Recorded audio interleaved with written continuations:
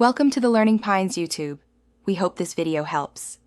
You begin by confirming exactly which Kindle model you have and grabbing the matching firmware file. Using the wrong file risks bricking the device. Once done, make sure the battery is above 50% and connect with the original USB cable so transfer won't fail. Copy the file named Update. Bin into the top-level folder on the Kindle. Do not nest it in subfolders. After copying, safely eject the device. This prevents corruption and prepares you to trigger the update. You next disconnect USB and go straight to Settings right arrow Device Options, where the Update Your Kindle button appears when the file is correct. If the button is grayed out, restart the device and try again, renaming the file precisely to Update.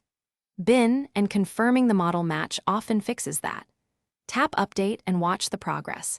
The Kindle will reboot into the installer and may show progress bars. Make sure you do not power it down or interrupt the process, so installation. You finish by letting the Kindle reboot fully and then checking Settings right arrow Device Info to confirm the new firmware version. This verifies success. Once complete, you can re-download books from your Amazon cloud or transfer local files back to the device. If something goes wrong, the most common fix is to re-download the correct firmware for your exact model and repeat the USB install.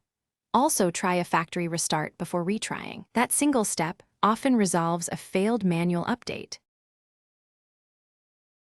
Thanks for watching. Consider subscribing if we helped you.